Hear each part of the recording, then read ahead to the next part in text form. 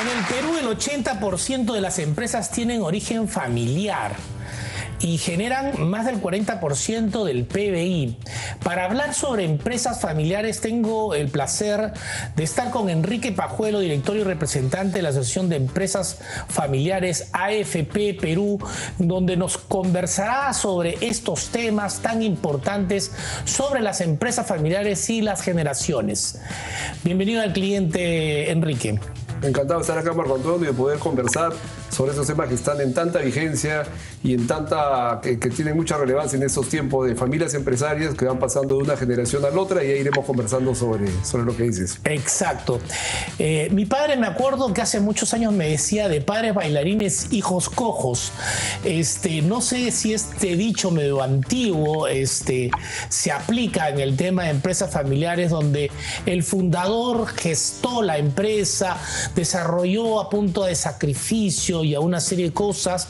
Viene la segunda generación que ha visto a sus padres más o menos se mantiene, pero en la tercera o cuarta ya se debilita un poco el tema. ¿Tú cómo ves este tema de la sucesión de generaciones en las empresas familiares? Sí, ese lema de tu padre me hizo recordar a otro muy conocido, que es abuelo trabajador, hijo rico, nieto pobre, ¿no? Es un poco el devenir en general lo que sale en las empresas familiares. Lo que decía es un padre que primera generación emprendedor, donde el trabajo era su vida, a una segunda generación donde ya encuentran algo más establecido, lo profesionalizan, lo hacen crecer muchas veces y son ricos, y la tercera generación que ya lo ve como un premio, como algo que no se valora.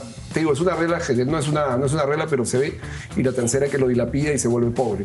Entonces, y lo que tú decías también lo veía, lo relacionado a la influencia del entorno. Yo creo que al revés, pasa en muchas familias empresarias donde en la mesa de desayuno, almuerzo, en mi casa, de niños nos escuchaban hablando mi esposa y a mí de la empresa, ¿no? Era común hablar de la empresa fines de semana y todos los años, ¿no? En cualquier evento. Entonces los hijos, yo creo que de alguna forma se contagian de ese espíritu de hablar de empresa, lo ven como algo natural, hacer empresa, crecer y también caer, crecer, levantarse, caerse, levantarse. He visto la misma circunstancia. A veces ves un marino, el hijo marino, el nieto marino, y viven todos militares, el papá médico, el hijo médico, el nieto médico. Pero también he visto los otros casos que son al revés, y lo he preguntado varias veces. El otro día pregunté a un sobrino, le digo, mira, tu padre es médico y tú no quisiste, y tú ibas a ser administrador. ¿Quisiste ser médico? Me dijo, sí, quise ser médico, lo pensé 6 meses. Bien, ¿y qué pasó? Y quería ser cirujano como mi papá. Mi papá era cirujano, él pensó, ¿y qué pasó?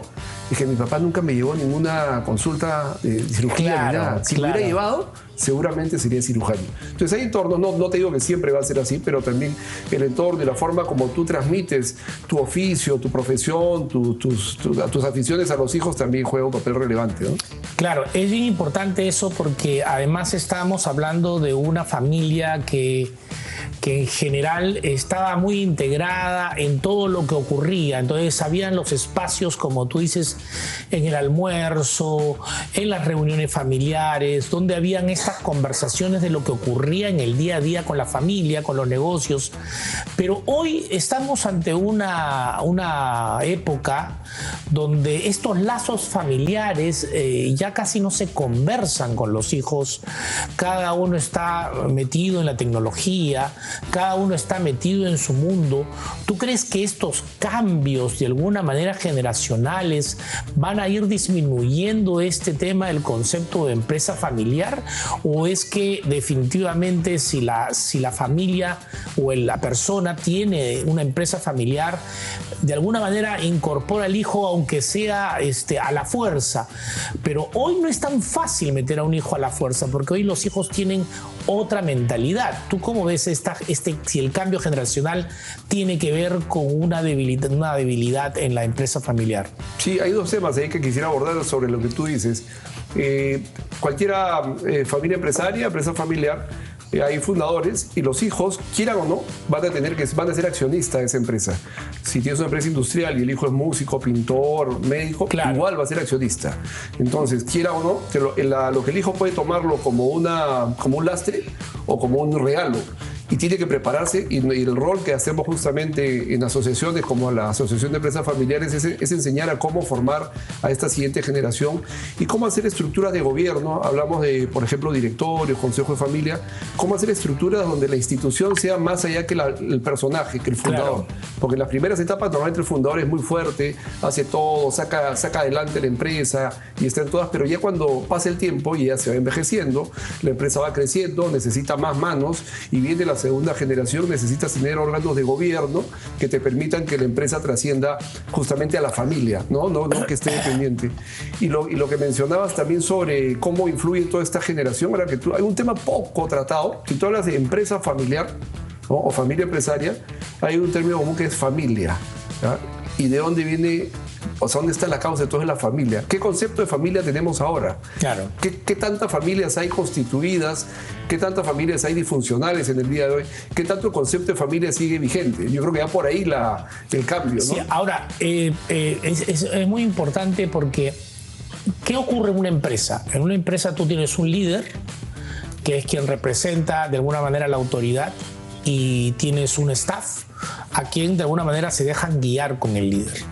En el caso de la empresa familiar, como tú bien decías, el 30% de las empresas familiares se mantienen en la nueva generación, o sea, después de la generación importante, solo 30% se mantienen y de ahí ya para los nietos eso disminuye mucho más. Entonces, esa autoridad también tiene que ver con la forma de educación que hay. Porque si yo tengo hijos donde la autoridad del padre, que ahora es el jefe, no es tan vertical, por decir así, sino es muy horizontal, el hijo va a hacer pues lo que quiera en la empresa también, ¿no? Entonces también esa influencia de saber, me conviene poner a mis hijos en la empresa conociéndolos cómo son, o me conviene más bien medir un tema de meritocracia, meritocracia con profesionales y dejar a mi hijo más bien en los sitios donde a él más le acomoda y que no entre a la empresa. ¿Tú cómo ves esta definición o decisión que un padre pueda tomar con respecto a esta herencia?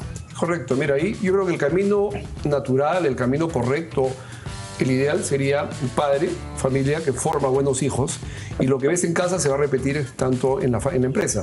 Cuando llegues a una junta de accionistas, los hijos valorarán mucho lo que dice el padre, ¿no? La autoridad se respetará sin ser imposición, pero se respetará mucho a la sapiencia, a la experiencia del padre. Si en la casa no lo ves, bien difícil que se repita en la empresa. Yo creo que sería el camino normal esto y formar órganos de gobierno que te permitan que estas relaciones familiares no interfieran en la empresa. ¿A qué me refiero?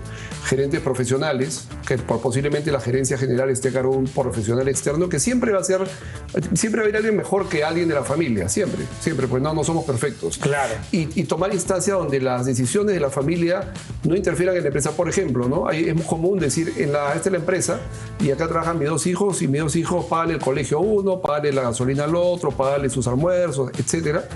Y la correcta es no. El tema familiar se mantiene al margen y los que trabajan en la empresa tendrán su auto, tendrán sus almuerzos, lo que corresponda al trabajador de la empresa, pero no mezclar familia con empresa. Entonces, definir la gobernanza, se le llama técnicamente. Tener una buena gobernanza, órganos de gobierno que permitan que haya ese paso generacional, independientemente a que los hijos quieran o no quieran estar.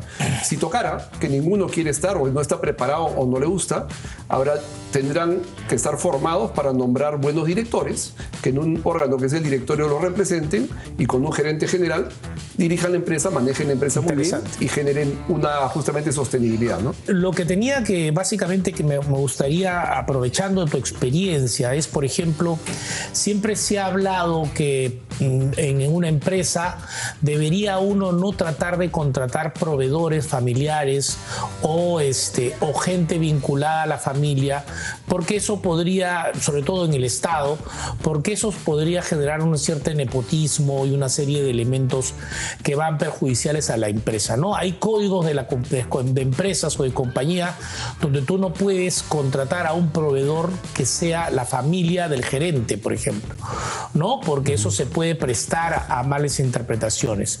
¿Hasta dónde llega, tú crees, desde el punto de vista ético, de todo este tema familiar? ¿Hasta dónde uno puede permitirse trabajar con una familia o beneficiar en cuanto a un proveedor, por ejemplo, que sea familiar versus uno que puede ser más capacitado y que no sea familiar?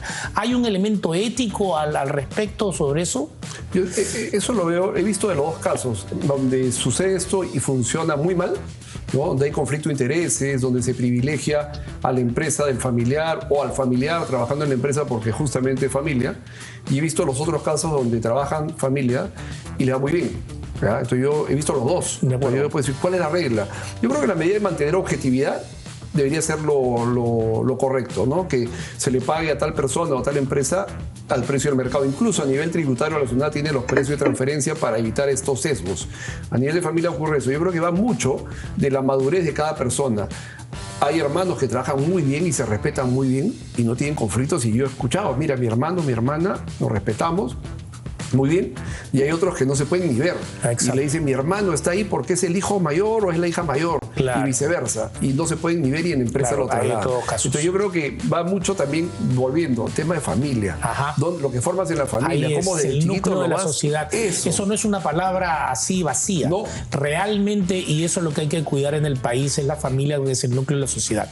Enrique, te agradezco muchísimo. Me sorprende que en el Perú 80% de las empresas tienen origen familiar, y acá hay casos importantes como el grupo Romero, los Añaños, los Miro Quesada, muchas familias importantes en el Perú, y podemos seguir nombrando los Rodríguez Banda y una serie de familias que han hecho empresas muy grandes en el país, con lo cual, como tú dices, también son ejemplos de grandes empresarios y de muchas generaciones. Esperemos que con la ayuda de ustedes realmente las empresas puedan seguir surgiendo y que la familia se pueda seguir manteniendo. Correcto, te agradezco mucho, y lo que has mencionado para terminar, nos toca a las familias empresarias aprender esos casos que han mencionado, de empresas muy grandes, peruanas, que han crecido, empresas familiares y que se mantienen en el tiempo. Algo han hecho.